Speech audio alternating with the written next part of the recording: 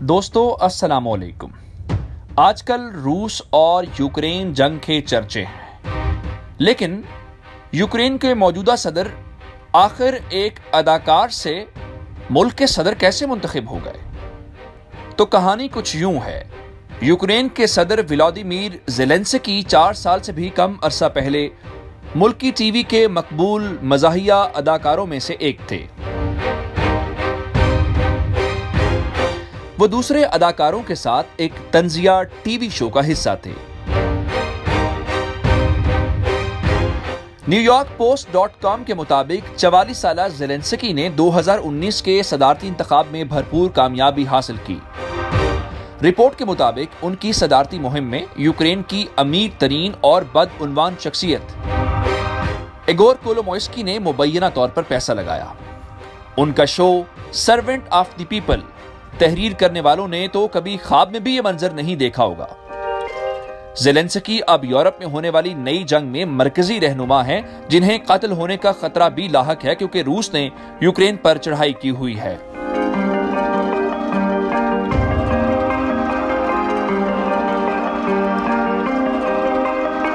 ब्रिटेनिका.com के मुताबिक ज़ेलेंस्की 25 जनवरी 1978 को यूक्रेन के शहर क्रेविरिया में पैदा हुए, जो उस वक्त साबिक सोवियत यूनियन का हिस्सा था। 2019 में यूक्रेन का सदर मुंतखब होने से पहले अगरचे ज़ेलेंस्की सियासत की दुनिया में नौवारिद थे, लेकिन बदउन्वानी के खिलाफ मुहिम की बदौलत उन्हें बड़े पैमाने पर मकबूलियत हासिल हुई और उनके ऑनलाइन फॉलोअर्स उनके लिए इंतखाबी बुनियाद बन गए। उन्हें 2019 में सदारती इलेक्शन के दूसरे मरहले में मुल्क के उस वक्त के सदर पेट्रो पोरोशेंको के खिलाफ लैंडस्लाइड कामयाबी मिली। ज़ेलेंस्की ने जनूबी यूक्रेन में बसने वाले एक यहूदी घराने में आंख खोली।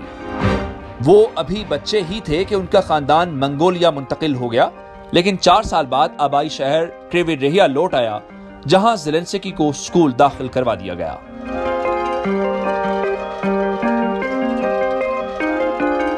इलाके के दूसरे बहुत से लोगों की तरह वो भी रूसी जबान बोलने वाले शहरी के तौर पर पले बढ़े, लेकिन इसके साथ उन्होंने यूक्रेनी और अंग्रेजी जबानें रवानी के साथ बोलना सीखी।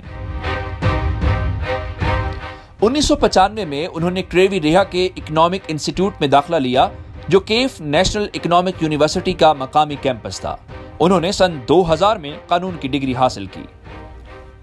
अगरचे उन्हें वकालत का लाइसेंस मिल गया, लेकिन उनका मुस्तकबिल पहले ही किसी और समत में मुड़ चुका था। अभी वो तालिब इल्म ही थे कि उन्होंने थिएटर में काम करना शुरू कर दिया। आगे चलकर अदाकारी ने उनकी तवज्जो का बुनियादी मरकज बनना था। 1997 में अदाकारों के उनके ग्रुप ने टेलीविजन पर दिखाए जाने वाले मज़ाहिया मुकाबले club of the funny and inventive people में हिस्सा लिया। यह मुकाबला खुद मुख्तार रियासतों की दौलत मुश्तरका में हर जगह दिखाया गया। ज़ेलेंस्की और उनका क्वार्टर 95 नामी ग्रुप इस मज़ाहिया मुकाबले का मकबूल हिस्सा बन गए। वो 2003 तक इस प्रोग्राम का हिस्सा रहे। उसी साल ज़ेलेंस्की ने शरीक बानी की हैसियत से क्वार्टर 95 के नाम से एक प्रोडक्शन कंपनी की बुनियाद रखी, जो बाद में यूक्रेन का सबसे ज्यादा कामयाब भरपूर तफरी स्टूडियो बन गया।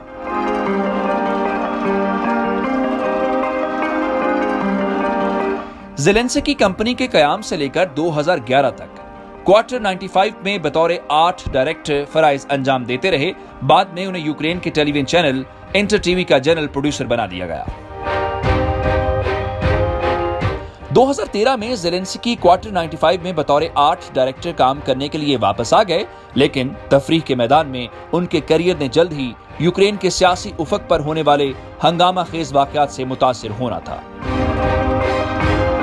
2014 में कई माह तक जारी रहने वाले अवामी मुजाहिरों के बाद यूक्रेन के सदर विक्टर यानुकोविच की हुकूमत खत्म हो गई और उसी साल मई में अरबपति पेट्रो पोरोशेंको को मुल्क का सदर मुंतखब कर लिया गया।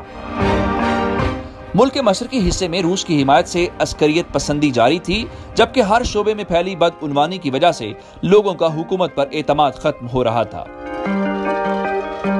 हालांकि पोरोशेंको कमजोर से इस्लाहात के लिए जान मार चुके थे। इसी पस मंजर में 2015 में टेलीविजन पर सर्वेंट ऑफ द पीपल पहली बार पेश किया गया। ज़ेलेंस्की को तारीख के एक आम उस्ताद की हैसियत से शो का हिस्सा बनाया गया, जिनका नाम सैली गोलोबोरोदको था। एक शागिर्द ने उनके किरदार की फिल्म बंदी की, जिसमें वो सरकारी सतह पर बदउनवानी के खिलाफ गालियां भरा और जज्बाती खिताब कर रहे थे। उनका ये किरदार इंटरनेट पर वायरल हो गया। शो इंतहाई कामयाब रहा और गोलोबोरोदको के किरदार ने, जिसका यूक्रेन की सदारत की तरफ जाने का कोई इम्कान नहीं था, ज़ेलेंस्की को रोड मैप फराहम किया। 2018 में क्वार्टर 95 ने सर्वेंट ऑफ द पीपल को यूक्रेन में सियासी जमात के तौर पर रजिस्टर करवा दिया। अप्रैल 2021 में ज़ेलेंस्की यूक्रेन के सदर मुंतखब हो गए। उन्होंने 73 वोट हासिल किए थे। चंद दिन बाद मुल्क के नामजद सदर को खारजा पॉलिसी के पहले चैलेंज का सामना करना पड़ा। रूसी सदर व्लादिमीर पुतिन ने जंगज़दा मशरकी यूक्रेन में अलहदगी पसंदों के ज़ेर इंतजाम इलाकों में बसने वाले यूक्रेनी शहरियों को रूसी पासपोर्ट देने की पेशकश की।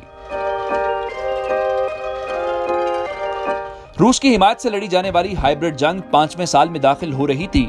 जंग की वजह से लाखों यूक्रेनी शहरियों को नकल मकानी करना पड़ी।